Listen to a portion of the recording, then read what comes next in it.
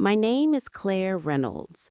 I had always known my family could be cold, but nothing prepared me for the day I realized I didn't belong, not even in a moment that was supposed to celebrate love. The invitations had arrived for my brother's wedding. Beautiful ivory envelopes tied with satin ribbons, addressed to everyone. Everyone except me. I held the empty space in my mailbox as if it could speak, but it was silent.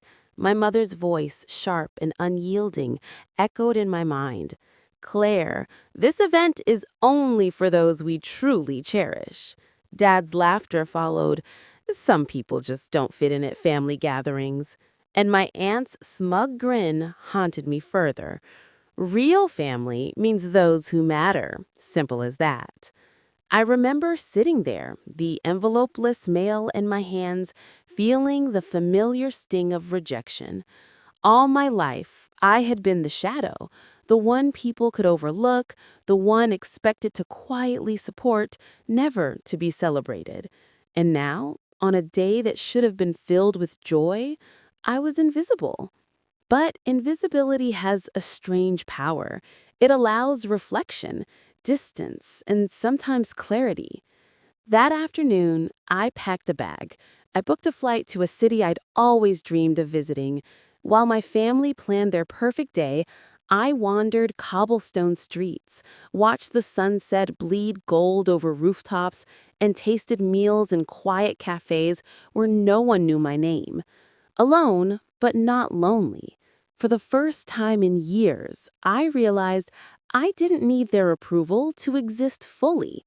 Still, memories clung stubbornly.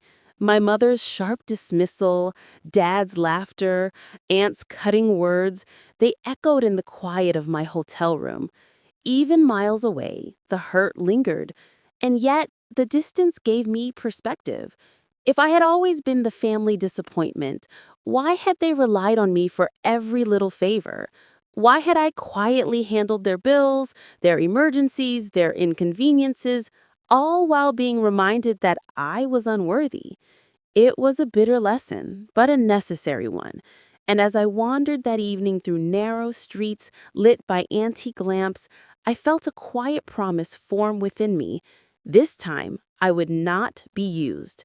This time, I would decide my value, not they. The next morning, my phone buzzed relentlessly, one message after another, each more desperate than the last. My family had realized, in their panic, that excluding me had consequences they hadn't anticipated. Mom's first message appeared on my screen. Claire, we were only joking. Please, come help. It's just a small financial hiccup, and we need you. I stared at it, the familiar surge of irritation mixed with disbelief bubbling in my chest. Just days ago, I was a shadow at the table, a silent observer, dismissed at every milestone. And now, suddenly, I was their lifeline? Dad followed shortly after, his tone commanding, authoritative. Claire, families help each other. Step up. Don't make this more difficult than it needs to be.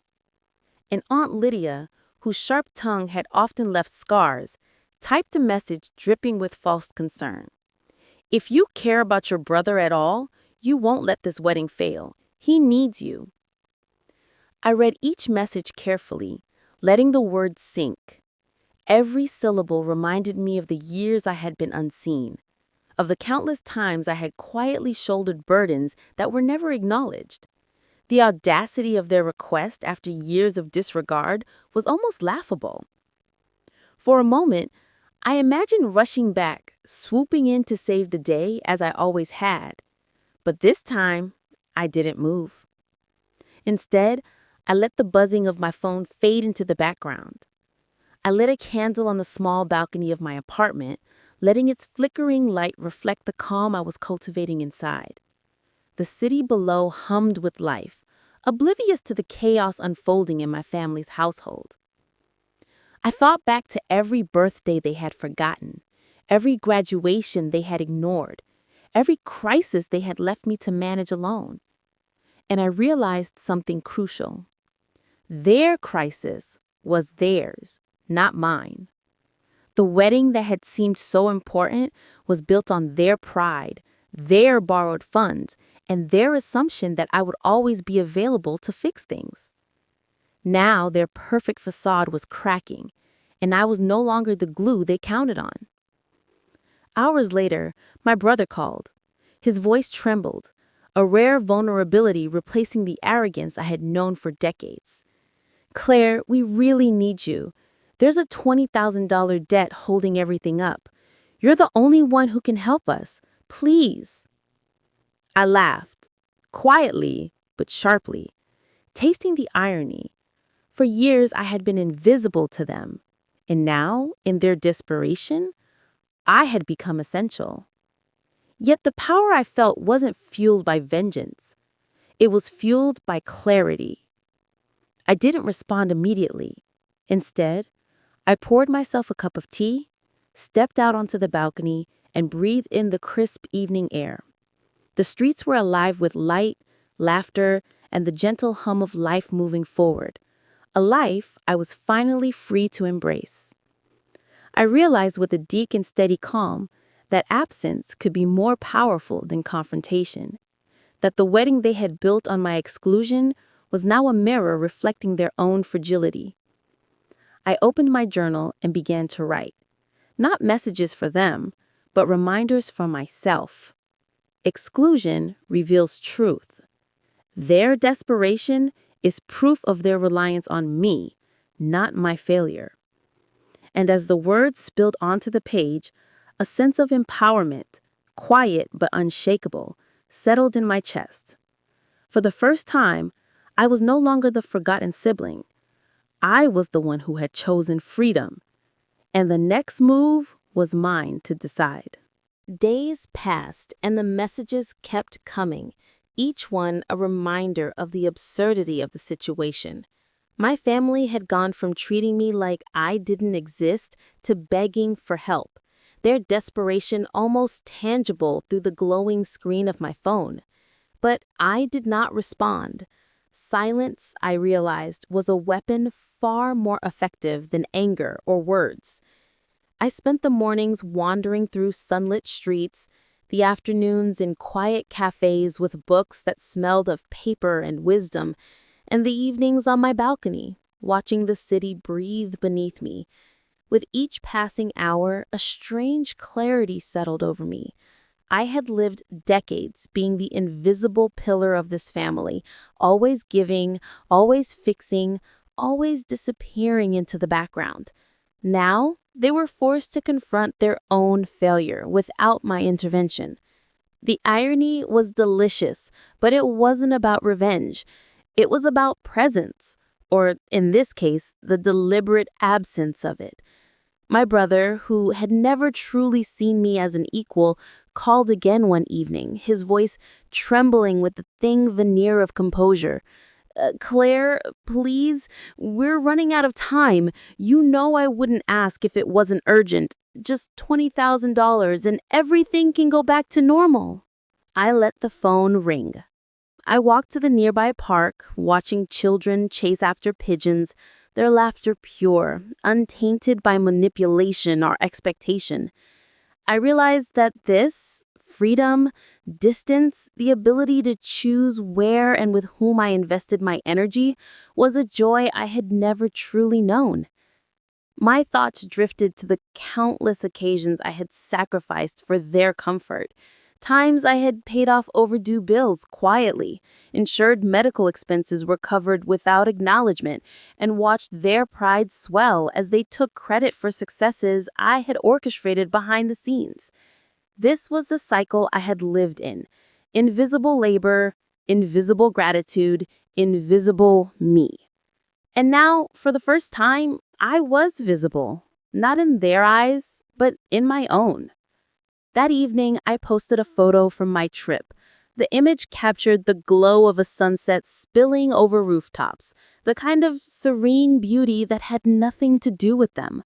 The caption was simple, calm, and unmistakably firm. Sometimes, being left out is the gift you didn't know you needed. Freedom often comes wrapped in absence.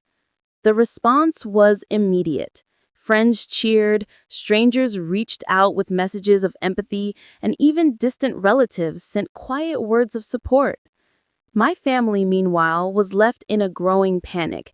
Every day without my intervention, their fragile construction of pride, wealth, and control teetered closer to collapse. I wasn't watching out of malice. I was watching as a person finally freed from manipulation, as someone who had learned that their approval was never the currency of love. And with each passing day, my sense of power grew. Not power over them, but power over my own life. The next call came late at night. Aunt Lydia, once sharp and domineering, now trembled through the phone. "Claire, please, you don't understand. If you don't help, it could ruin everything. Your brother's happiness, it's at stake." I sat in my apartment, the city lights twinkling like distant stars.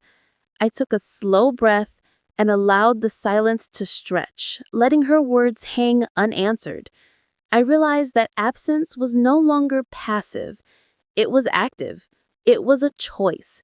And in that choice, I found strength that years of family manipulation had never allowed me to feel. For the first time in my life, I was not defined by the needs, expectations, or whims of my family. I was defined by my own decisions, my own boundaries, my own freedom. And for the first time, I felt the weight of that freedom settle warmly around me, like a cloak stitched from sunsets, quiet streets, and the realization that I had finally stepped out of the shadow they had cast. By the fourth day of my absence, the chaos back home had begun to unfold. The meticulously planned wedding, once a beacon of my family's pride, was unraveling. The vendors grew impatient, unpaid balances piled up, and the whispers of neighbors and friends began to circulate. The facade that had always been so carefully maintained, the illusion of perfection, happiness, and control, was now showing cracks, wide enough for the truth to seep through. My phone buzzed constantly. Each message, each call carried a new layer of desperation. My brother's voice, once filled with arrogance, now quivered with fear. "Claire, please, we didn't anticipate this. We need you. You're the only one who can fix this." I let it ring. I didn't answer. I realized that for years, I had been the fixer of their problems, silently bailing them out while remaining invisible in their celebrations. But this time, it wasn't my responsibility. Aunt Lydia appeared at my apartment unannounced, her usual smug confidence replaced by nervous energy. "Claire, sweetheart, your brother is devastated. The wedding could fall apart. You don't want that on your conscience, do you?" I looked at her, calm and collected, and said nothing. The power of my silence weighed heavier than any argument she could muster. She left, heels clicking on the pavement, her retreat a testament to the unexpected strength in absence. I wandered the city streets that evening, letting the buzz of urban life fill the space that family drama once occupied. Children laughed in parks, couples strolled hand in hand, and the golden light of dusk reflected off shop windows. I thought of the little girl I used to be, desperate for approval, clinging to scraps of affection. That girl no longer existed. In her place was a woman who understood that love could not be forced, earned through obligation, or traded for convenience. Meanwhile, the messages kept coming, growing increasingly frantic. My mother's texts shifted from manipulative reminders of duty to emotional pleas. "Claire, please, we didn't mean it. We were under stress. You are our daughter. You belong with us. Please help us fix this." Dad's calls carried authority, but edged on desperation.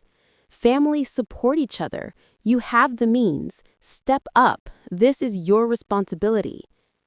I sat in my apartment, a glass of wine in hand, and reflected on decades of invisible labor, paying bills, covering debts, solving emergencies, all without acknowledgement or gratitude. And now, in the wake of their arrogance and oversight, they were begging. But the difference this time was that I was no longer bound by expectation or obligation. I had chosen my own path. I posted another photo from my trip, a quiet moment of sunset over the city skyline, a single chair empty, illuminated by golden light. The caption read, "Sometimes stepping away is the only way to truly see. Not all tables are meant for everyone, and not all invitations are meant to be accepted. Freedom often begins with absence." Friends and strangers alike applauded the post. The messages of solidarity poured in, reminding me that the world was larger than my family's narrow expectations. And as the evening stretched into night, I felt a profound sense of peace. For the first time, the chaos that once would have consumed me became their burden, not mine. The wedding they had built on borrowed money and inflated pride was now teetering on collapse. And I, the one they had cast aside, watched quietly, unbothered, and free. The power of absence, the strength in silence, had never been clearer.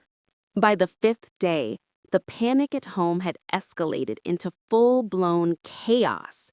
The vendors refused to continue services, the venue demanded payment, and whispers of the family's financial instability spread throughout the community.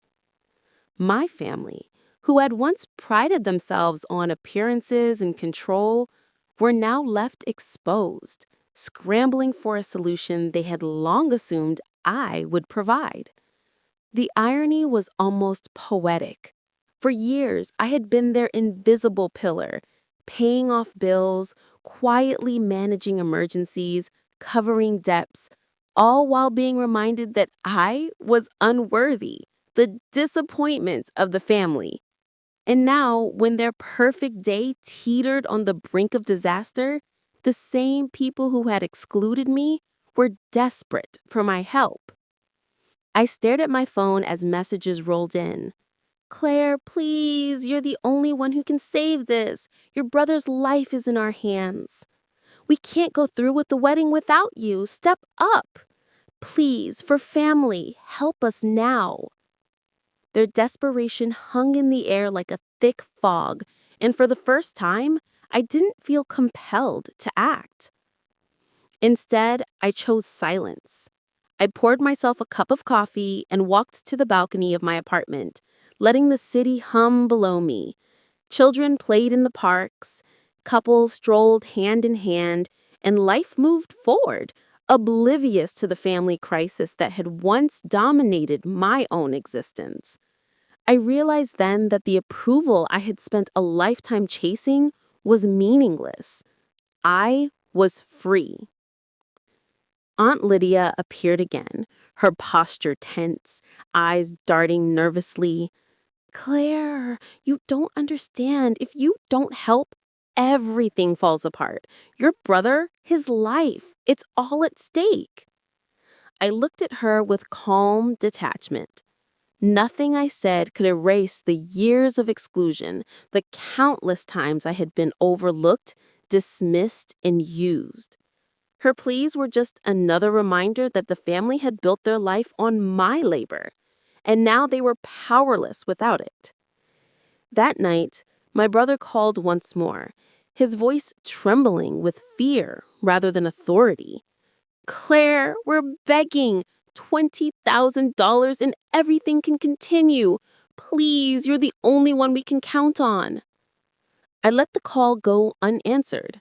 I didn't feel anger nor satisfaction. I felt clarity. Their need was not my responsibility. Their dependence was not my burden. For the first time, I was in control of my own story. I posted another photo online, this one of my journal lying open beside a cup of tea, the evening light spilling across the pages. The caption read, "Sometimes the only way to heal is to step back. The people who don't see your worth can't take it away when you claim it for yourself." Responses flooded in, Friends celebrated my courage. Strangers shared similar stories of exclusion and empowerment, and distant relatives quietly expressed admiration. Meanwhile, back home, my family's panic intensified. Their carefully constructed facade was crumbling, and they had no one to blame but themselves. I reflected on all the years I had been the family's unseen lifeline. Every emergency I had quietly managed, every payment I had secretly made, every crisis I had resolved. They had taken it all for granted. Now, in their desperation, they were finally seeing the truth. But this time, I wasn't stepping in to save them. I wasn't the fixer, the crutch, or the invisible support. I was the observer. The freedom I had fought for, built in quiet steps across distant streets and silent evenings, remained untouched by their chaos. By the end of the day, the consequences were clear. The wedding was on the verge of collapse, the vendors refused to proceed, and my family had no plan beyond relying on me. And I, for the first time in decades, felt lighter than I ever had. Free, unburdened, and unshakably in control of my own life. By the sixth day, the situation back home had descended into total chaos. The wedding, once a symbol of pride and control, was crumbling faster than anyone could manage. Vendors refused to continue services, the venue demanded immediate payment, and the word of the Cole family's financial instability spread through the neighborhood like wildfire. The perfect image they had curated for decades was unraveling in real time, and I was free to watch it unfold. I received another flurry of messages, this time marked with desperation that bordered on panic. My brother's voice, trembling and pleading, came through the phone. "Claire, please. Everything depends on you. We need $20,000. You're the only one who can save this." I didn't answer. I had spent years rescuing them quietly, always at the cost of my own recognition, always being reminded that I was the disappointment. Not anymore. Even Aunt Lydia showed up uninvited, her usual smug confidence replaced by anxious energy. "Claire, you don't understand. Your brother is devastated. If this wedding fails, it's a disaster for everyone." I listened silently, feeling a strange calm wash over me. Her words, meant to manipulate, had no power here. The woman I had become was no longer the little girl desperate for approval. I had stepped out of their shadow, and she could no longer pull me back in. I walked to my balcony, letting the city lights below twinkle like distant stars. Children played in the park, couples laughed on street corners, and life moved forward, indifferent to my family's crisis. For the first time, I realized the extent of my liberation. I didn't need their validation, their approval, or their gratitude.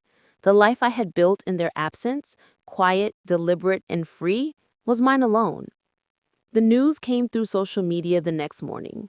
The wedding was officially canceled due to unpaid balances and logistical failure. The local community buzzed with whispers. Everyone knew. My family's image, once polished and untouchable, had shattered. And I, the one they had excluded and dismissed, remained untouched by the fallout. I had walked away months ago, but only now did the ripple of my absence fully reach them. Messages and calls continued, growing frantic. My mother's words now trembled with shame. "Claire, we didn't mean to treat you this way. Please, help us rebuild. You're our daughter. You belong." Dad's voice, once commanding, now sounded hollow. "Claire, you have the means. Families support each other. Step up." I let the words float unanswered in the air. They were no longer binding. They were echoes of a life I had already left behind. That evening, I poured a glass of wine and posted a photo of my plane ticket from the trip I had taken instead of their wedding. The caption read, "The people who exclude you often expect you to carry their burdens. Not this time." Friends and strangers celebrated the post. Messages of support poured in, stories of similar experiences, and quiet recognition of the strength it took to step away from toxic expectations. And as night fell, I sat on my balcony, the city's hum beneath me. I thought of the little girl who had once clung to scraps of affection, desperate for approval. That girl was gone. In her place stood a woman who had claimed her own freedom, who no longer measured her worth by family approval, and who understood that sometimes the most powerful form of love, for oneself, is deliberate absence. The Cole family, left scrambling, were now confronting the consequences of their own actions. And I, standing apart, untouched and free, felt a peace I had never known. The wedding they built on exclusion and borrowed pride had collapsed, not because of vengeance, but because I had chosen myself. By the seventh day, the full scope of the disaster had reached my family. The wedding they had so meticulously planned, built on borrowed money, inflated pride, and the assumption that I would always be there to fix their mistakes, was officially over. The venue released a public statement. Due to unpaid balances, the Cole family reservation has been canceled. Social media buzzed with whispers. Friends canceled trips, and the polished image my family had clung to so tightly now lay in ruins. I watched from my apartment, quiet, sipping coffee as the city moved on below me. The irony was delicious, yet I felt no satisfaction. I didn't need to gloat. I didn't need to rub salt in wounds. This was not revenge. This was clarity, freedom, and the simple truth. I had finally stepped out of their shadow. Messages kept flooding in. Mom's voice trembled in voicemails. "Claire, we were wrong. We were cruel. Please, can you help us? We can't face anyone. Your brother, we lost everything." Dad's calls were hollow, stripped of authority. "Claire, please, this is your family. You must help." Aunt Lydia's tone shifted from smugness to pleading. "We underestimated you. Please, don't let us ruin his life." I sat on my balcony, the wind cool against my skin, and let the silence stretch. I realized that I was no longer obligated to save anyone. I had spent years paying off their debts, covering their mistakes, and silently carrying their burdens while being dismissed, ignored, and belittled. This time, I chose absence. The evening sunlight reflected off the glass buildings across the street, bathing my apartment in golden light. I opened my journal, the one that had collected every tear, every reflection, and every revelation over the past weeks. I wrote slowly, deliberately. Exclusion isn't punishment, it's liberation. They tried to erase me, but in doing so, they set me free. I no longer need their table. That night, I posted one final photo from my trip, a table at a small cafe, empty, bathed in the warm glow of sunset. The caption read, "Real family isn't defined by invitations or appearances. It's defined by love, respect, and presence. Sometimes the absence you fear is the freedom you need." Responses came pouring in. Friends applauded, strangers shared stories of their own liberation, and distant relatives quietly expressed admiration. Meanwhile, my family, trapped in the chaos they had created, were forced to confront the consequences of their own arrogance. For once, I wasn't their fixer. I wasn't the silent crutch. I wasn't the invisible lifeline. I was simply free. The city lights twinkled beneath me as night fell. I thought back to every year I had spent longing for approval, every holiday overlooked, every success unnoticed. That girl, the one desperate for their validation, was gone. In her place was a woman who understood the value of self-worth, boundaries, and choice. For the first time, I realized something powerful. Freedom wasn't loud or vengeful. It was quiet, steady, and unshakable. By stepping away, I had reclaimed my life, my joy, and my voice. And for the first time, I felt complete. The Cole family, once so controlling, now faced the fallout of their own actions. Their calls, messages, and pleas went unanswered. They had tried to dictate my worth, and in doing so, they had revealed their own fragility. And I, standing apart, untouched, and fully myself, finally understood the most important lesson of all. I didn't need their table. I had built my own. The morning after the seventh day, sunlight poured through my apartment windows, soft and golden. I sipped my coffee slowly, letting the aroma ground me in the life I had finally claimed for myself. My phone sat silently on the counter, no longer buzzing with desperate messages or pleading calls. The cycle that had once dictated my existence, where my value was measured by my usefulness, had been broken. For decades, I had been invisible at family celebrations, overlooked in conversations, and dismissed in moments that mattered. Yet, in the shadows of their pride, I had quietly supported them, fixed their problems, and bailed them out financially and emotionally. Their facade of perfection relied on my invisible labor, and now, in my absence, it had collapsed. I opened my journal, flipping through pages filled with raw thoughts, reflections, and moments of quiet triumph. I read lines I had written during the trip, the sunsets over cobblestone streets, the peaceful meals alone in cafes, the quiet city nights. Each memory reminded me of a freedom I had never known while living under the weight of their expectations. I wrote one final line. They erased me from their table, but in doing so, they set me free. I built my own, and here, love doesn't come with conditions. Social media had chronicled my journey, each post a testament to resilience and self-worth. Friends and strangers alike reached out, sharing their own stories of exclusion and empowerment. Messages of support, solidarity, and admiration filled my inbox. Meanwhile, my family, once controlling and demanding, remained trapped in the aftermath of their choices. The wedding was canceled, the venue statements public, and whispers of financial mismanagement spread through the community. Mom called late that night, her voice trembling. "Claire, we can't face anyone. We lost everything. Please, just talk to us."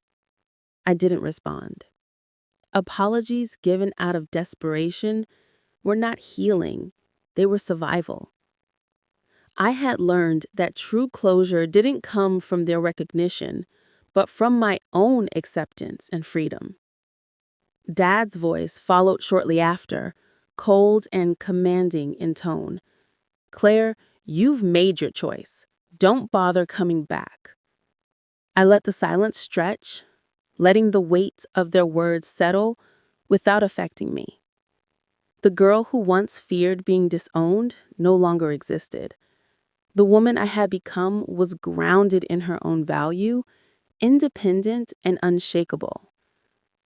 That evening, I walked through the city streets, observing life moving forward around me. Couples laughed, children played, and strangers shared small moments of kindness. I realized that the family I had been chasing all my life wasn't the one I was born into, it was the one I was choosing to build. And for the first time, that truth felt complete. I wrote one final photo from my journey, a table full of friends, laughter in the air, glasses raised in celebration. The caption read, "Real family isn't defined by invitations, appearances, or expectations. It's defined by love, respect, and presence." Tonight, I finally feel it.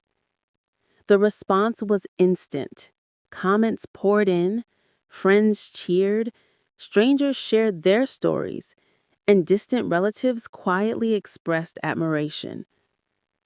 As I closed my laptop, the city lights glowing softly around me, I felt a profound sense of peace. The wedding that never happened, the calls and messages I ignored, and the chaos I witnessed from afar, it was all a reminder that I had chosen myself first. And in that choice, I discovered something far greater than approval, gratitude, or recognition: freedom. For the first time, I understood that revenge doesn't need to roar. Sometimes it whispers through absence, through calm observation, through the steady pursuit of one's own life. I didn't gloat. I didn't rub salt in wounds. I simply lived, fully, freely, and entirely myself. The Cole family, left to face their own collapse, could no longer dictate my worth. I had learned the most valuable lesson. I didn't need their table, their validation, or their hollow praise. I had built my own. And at my table, love, respect, and joy were abundant and unconditional. I finally smiled, fully and without hesitation, knowing that in claiming my freedom, I had won the greatest victory of all.